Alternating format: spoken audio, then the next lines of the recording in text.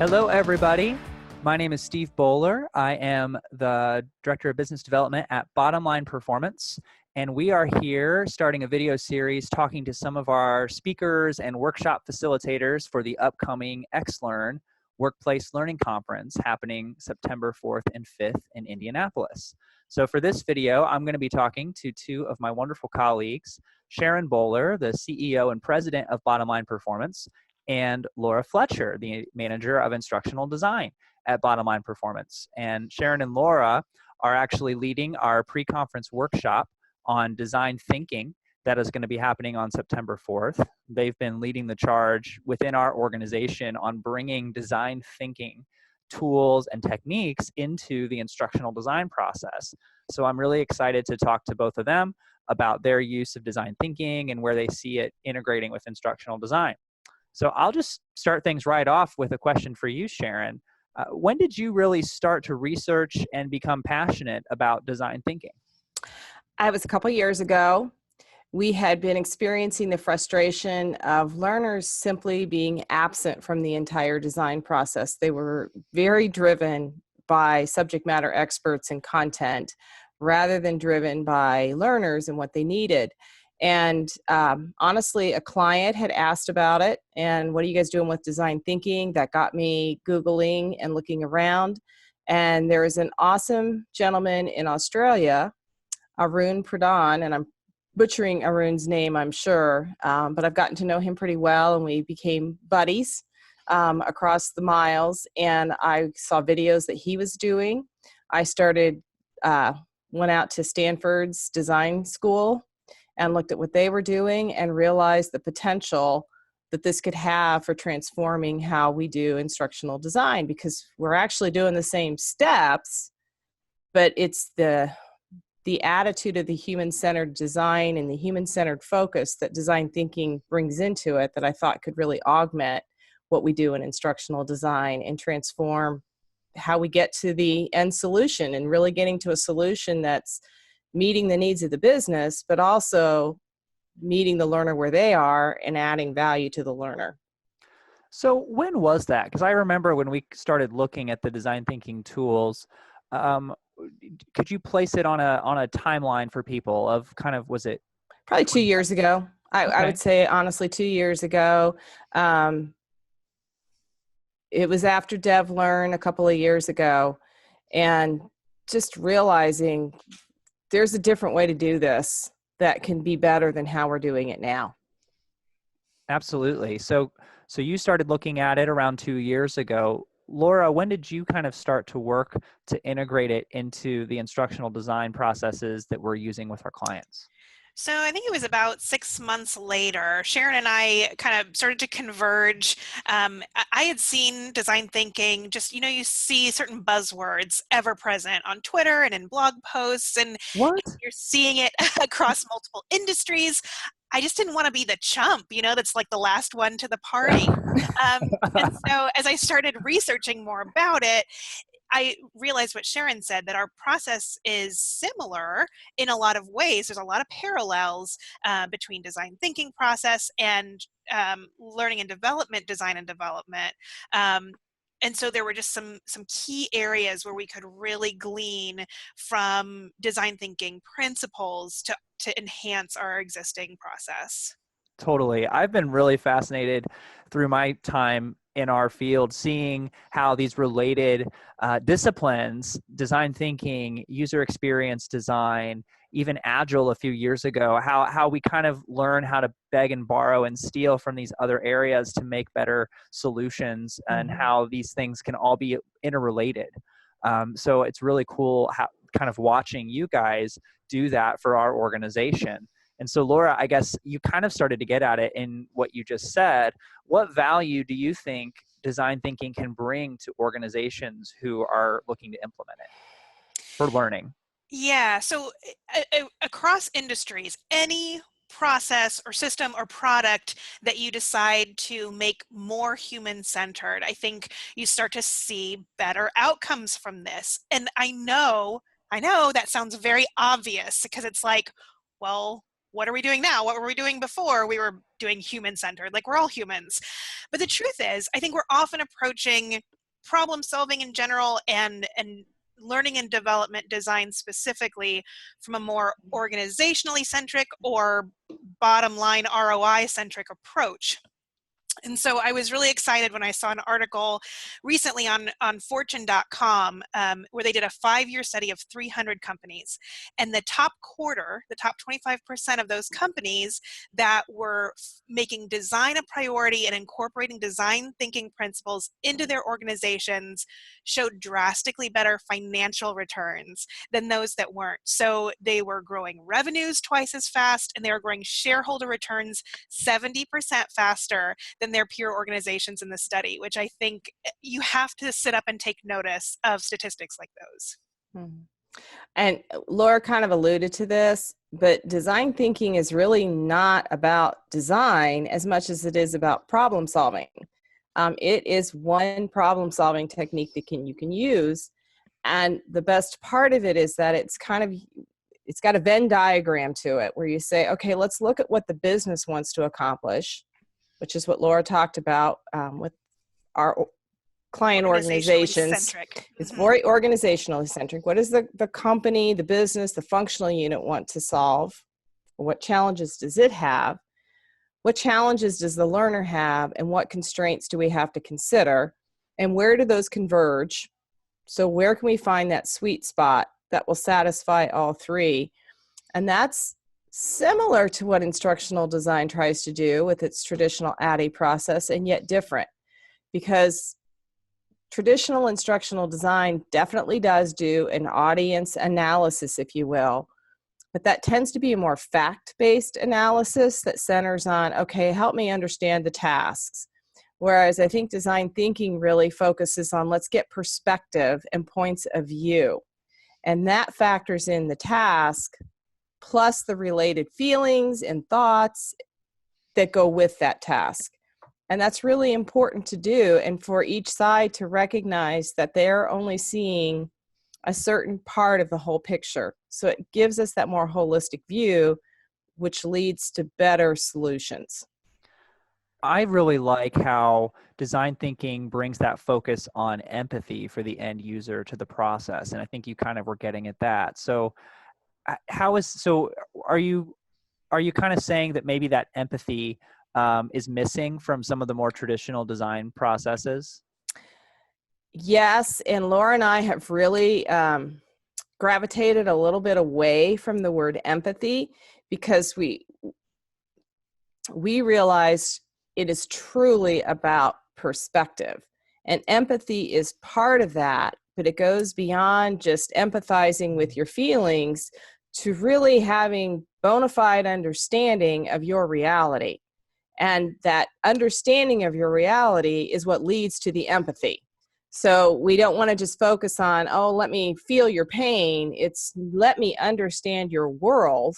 Mm-hmm. And then I can have maybe a different lens by which I view this. We've heard people get caught up on that empathy word before, because people think of empathy, it feels very touchy-feely. Right. It feels synonymous with sympathy, which is, extending, caring towards this other person. And it really isn't about that sort of like, aw, poor you.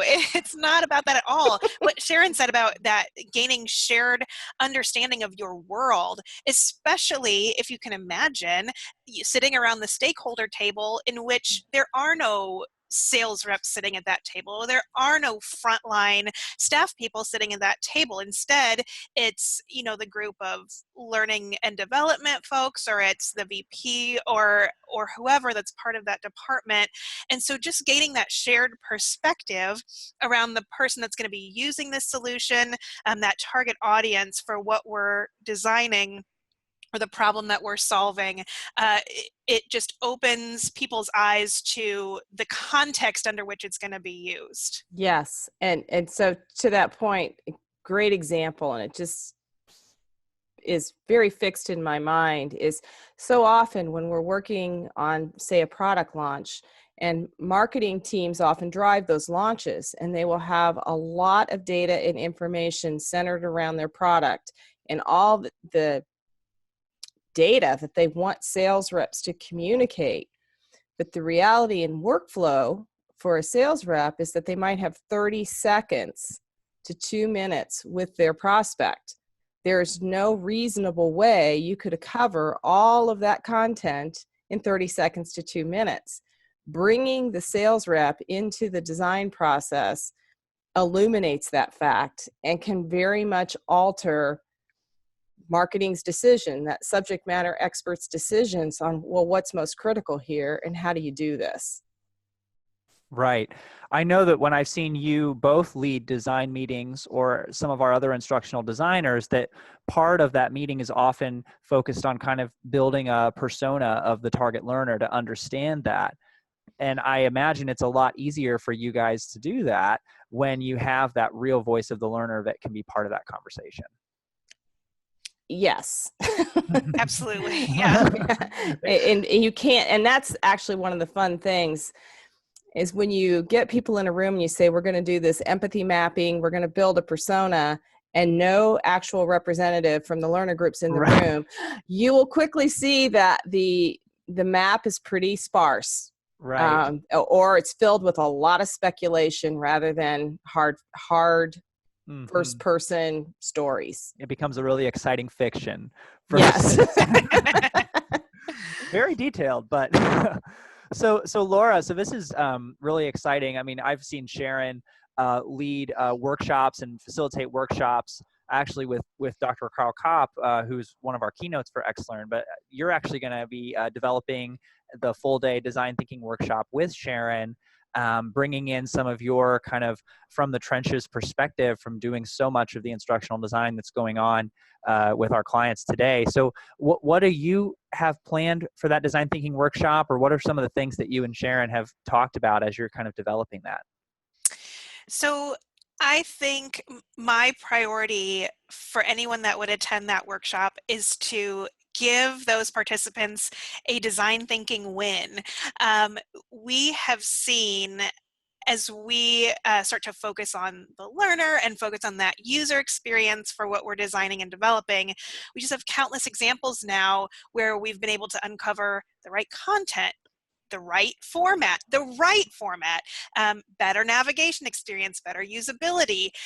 And all of those things, when I just say those words, it's like, yeah, okay. But when you are in the context of having to develop that solution and you see that carried out with the learner and they're doing user testing and they're saying, yes, this is what I need, it's really the difference maker. It feels relevant to them. It feels more usable and accessible. There's more buy-in, especially if they were involved on that front end. And so during the workshop itself, we want to have people experience a win like that. So they'll be using the tools that we've been using. They'll be taking the outcomes from those tools and synthesizing that information in a meaningful way for the problem that we're solving. And I just really want them to take away that this human-centered process can make such a difference to the process that they're already following now. And Laura, I would add, I'm particularly excited to have people craft learning journeys, because that has been the most powerful thing that we've done, is show people that where they typically focus on the learn and practice step of helping someone learn something new, there's 2 steps before that and 2 steps after that that lead you to sustained performance over time. And we have really embraced that internally at BLP, where now, as we are rolling out initiatives, we have a big leadership development initiative, and we're crafting the whole journey around that. It's not just about the sessions that people go to, but it's about what happens before they go to the session and what happens after they go to the session to reinforce whatever skills they're learning so that you get sustained performance over time and you hit those bottom line organizational metrics that companies typically want to hit when they're spending a lot of money on an initiative. So doing that in the workshop and letting people see the power of that is really cool. And as Laura said, we now have the stories to share that can motivate people to see, oh, this really does work. So this has all been a couple years in the making, a couple years of integrating design thinking into the work that we do. And Sharon, it really couldn't be better timing for you guys to have this workshop development going on while you're also kind of kicking off the writing of a new book on design thinking. So why don't you tell us a little bit more about that? ATD approached us last fall, and they had noted that we were writing a lot about design thinking, and we seemed to have stories to share. And so we are in agreement. We signed our deal, and we're in the throes of writing the book on design thinking that we hope, as Laura and I say, will be the book on how best to integrate design thinking principles into learning design. By the time we do the workshop in September, the whole book will be back with the publisher and being all packaged up nicely for publication. It's supposed to be released in Q1 of 2020. And our hope is that it is a very practical handbook on how to do this, much as Play to Learn, the book I wrote with Carl, is a very practical step-by-step. Here's how you design effective learning games. We hope this is how you can incorporate design thinking methodology, principles, and tools into your learning design. So Laura, what are you excited to kind of add and contribute to the book related to your work? So I talked about wins, a design thinking win in the workshop, and I'll just say I have as healthy a sense of skepticism as anybody. And so I know that design thinking to a lot of people may seem very buzzwordy and sort of vague and fuzzy. And so what I want to convey is some of the wins that we've had. So even though you're reading the book, it's a little more passive than being in a workshop like that, at least you can vicariously experience some of the wins that we've seen in using design thinking, because I can honestly say that incorporating design thinking tools and principles into the way that I design learning and development solutions, it has been nothing short of transformative for me. It's gave me a lot more confidence that we actually are designing the correct solution for the need. And so we want to share some of those wins, but we also then want to have something of a user guide so that even though you may not be sitting next to Sharon or I, we can help you to use those tools. We can help you to integrate design thinking into your process, because again, it has a lot of parallels with designing and developing learning and development solutions, whether you're following ADDIE or using a more agile methodology. It integrates well with that. And so just kind of stacking the principles on top of that process can still make a huge difference. Well, I know I'm really excited to see the book come to life, and I'm also very excited to attend your workshop at XLearn. I know we're going to have a big focus on design thinking at the XLearn conference. Once again, that's September 4th and 5th in Indianapolis. I know wherever this video is being hosted, I'm sure there's a link somewhere probably a little below where you're watching this to check that out. So thank you so much for joining us for this talk with Sharon and Laura. I'm going to end things here with just 5 quick questions for each of you. So Laura, who is a person you love to follow on social media? I like Adam Grant. He's an organizational psychologist out of Wharton. Ooh. Sharon, what about you? I like Amy Webb. She's a futurist. Okay. So Sharon, great piece of advice that you have received. What do you want to share? Don't make fear-based decisions. Laura? A colleague of mine always says, you can have it all, just not all at the same time. My aunt says that same thing. That's funny. I love it. So Sharon, biggest lesson learned in business? Make a plan. Be prepared to change the plan. Laura, what about you? How important it is to align the needs of the customers that you're working with what you uniquely can offer in terms of a value proposition. Totally. Okay, Sharon. So favorite website or blog to read related to learning and development? And let's not say Bottom Line Performance. I wasn't going to say it, but I was going to say it's really hard for me to pick just one. I am cheating a little bit by saying ATD Community of Practice blogs because they have several communities of practice, so I can say I enjoy all of those. And then the Interactive Design Foundation has amazing stuff related to design thinking, and I go back there again and again. That's a little bit of a stretch, but we'll accept it. Laura, what about you? Similarly, I go back to IDEO's blog. They have a blog called The Octopus, and I get a lot of value from those blog posts. Nice. Okay, so Laura, app you can't live without, and I bet I know what it is. Starbucks. I'm so surprised. Sharon, what about you? Podcast app. So I can stream all my podcasts. Perfect. Well, guys, thank you so much for joining me, and thank you to those that have watched this. Let us know what your thoughts and feedback are on these videos. We're looking to do more videos with our XLearn speakers and presenters, and we may even expand it out to have some more conversations around topics we typically cover on our website. Thanks a lot, and stay tuned.